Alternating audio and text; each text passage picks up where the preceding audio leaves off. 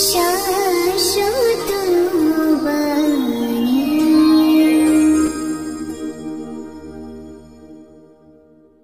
বন্দে পুরুষোত্তমম।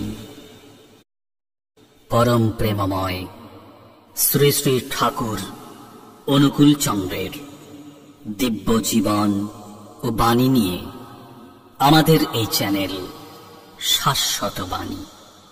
এই প্রিয় চ্যানেলটি আপনারা সাবস্ক্রাইব করুন এবং বন্ধুদের মধ্যে শেয়ার করুন। পরম প্রেমময় শ্রী শ্রী ঠাকুর অনুকূল চন্দ্রের অন্যতম প্রিয় ভক্ত অতুল চন্দ্র ভট্টাচার্য।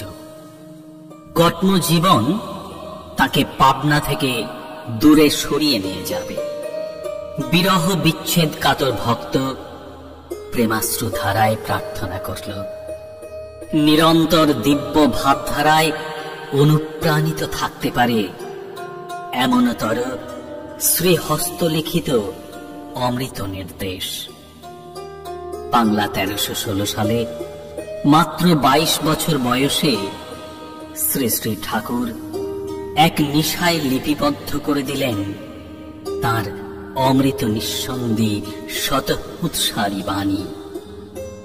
ভক্তের প্রার্থনা নামিয়ে নিয়ে এলো পৃথিবীর বুকে মন্দাকিনীর পুণ্য ধারা, যা সঞ্জীবিত করে রাখবে তাকে এবং যুগ যুগ ধরে প্রতিটি মানুষকে।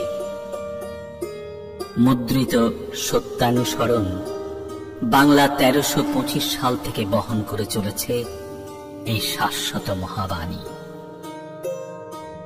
পরম প্রেমময় শ্রী শ্রী ঠাকুর অনুকূল চন্দ্রের শ্রীহস্ত লিখিত সত্যানুসরণ গ্রন্থ থেকে পাঠ। অর্থ, মান, যশ ইত্যাদি পাওয়ার আশায় আমাকে ঠাকুর সাজিয়ে ভক্ত হইও না। সাবধান হও, ঠকবে। তোমার ঠাকুরত্ব না জাগলে কেহ তোমার কেন্দ্রও নয়, ঠাকুরও নয়। ফাঁকি দিলেই পেতে হবে তা। ভারতের অবনতি তখন থেকেই আরম্ভ হয়েছে, যখন থেকে ভারতবাসীর কাছে অমূর্ত ভগবান অসীম হয়ে উঠেছে। ঋষি বাদ দিয়ে ঋষিবাদের উপাসনা আরম্ভ হয়েছে। ভারত যদি ভবিষ্যৎ কল্যাণকে আবাহন করতে চাও, তবে সম্প্রদায়গত বিরোধ ভুলে জগতের পূর্ব গুরুদের প্রতি শ্রদ্ধা সম্পন্ন হও। আর তোমার মূর্ত ও জীবন্ত গুরু বা ভগবানে আসক্ত হও, আর তাঁদেরই স্বীকার করো যারা তাঁকে ভালোবাসে। কারণ পূর্ববর্তীকে অধিকার করিয়াই পরবর্তীর আবির্ভাব। সর্বপ্রথম আমাদের দুর্বলতার বিরুদ্ধে যুদ্ধ করতে হবে, সাহসী হতে হবে, বীর হতে হবে।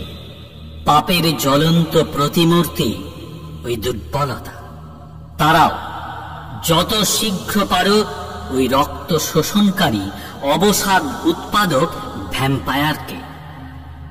স্মরণ করো তুমি সাহসী, স্মরণ করো তুমি শক্তির তনয়, স্মরণ করো তুমি পরম পিতার সন্তান। আগে সাহসী হও, অকপট হও, তবে জানা যাবে তোমার ধর্ম রাজ্যে ঢোকবার অধিকার জন্মেছে। এতটুকু দুর্বলতা থাকলেও তুমি ঠিক অকপট হতে পারবে না। আর যতদিন তোমার মন মুখ এক না হচ্ছে, ততদিন তোমার মলিনতার গায়ে হাতই পড়বে না। মন মুখ এক হলে আর ভিতরে গলদ জমতে পারে না। গুপ্ত আবর্জনা ভাষায় ভেসে উঠে পড়ে। পাপ গিয়ে তার ভিতরে বাসা বাঁধতে পারে না। হটে যাওয়াটা বরং দুর্বলতা নয় গো, কিন্তু চেষ্টা না করাই দুর্বলতা। তুমি কোনো কিছু করতে প্রাণপণে চেষ্টা করা সত্ত্বেও যদি বিফল মনোরথ হও, ক্ষতি নাই। তুমি ছেড়ো না, ওই অম্লান চেষ্টাই তোমাকে মুক্তির দিকে নিয়ে যাবে। দুর্বল মন চিরকালই সন্দিগ্ধ, আর কখনোই নির্ভর করতে পারে না, বিশ্বাস হারিয়ে ফেলেছে। তাই প্রায় রুগ্ন, কুটিল, ইন্দ্রিয় পরবশ হয়। তাদের নিকট সারাটা জীবন জ্বালাময়, শেষে অশান্তিতে সুখ দুঃখ ডুবে যায়। কি সুখ কি দুঃখ বলতে পারে না, বললে হয়তো বলে বেশ, তাও অশান্তি। অবসাদে জীবন ক্ষয় হয়ে যায়। দুর্বল হৃদয়ে প্রেম ভক্তির স্থান নেই।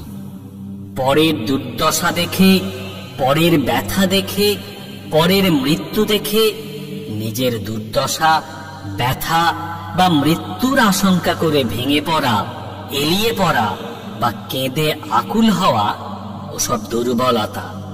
যারা শক্তিমান তারা যাই করুক, তাদের নজর নিরাকরণের দিকে, যাতে ওসব অবস্থায় আর না কেউ বিধ্বস্ত হয়।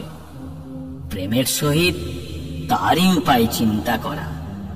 বুদ্ধদেবের যা হয়েছিল, ওই হচ্ছে সবল হৃদয়ের দৃষ্টান্ত। তুমি বলো না তুমি ভীরু, বলো না তুমি কাপুরুষ, বলো না তুমি দুরাশয়।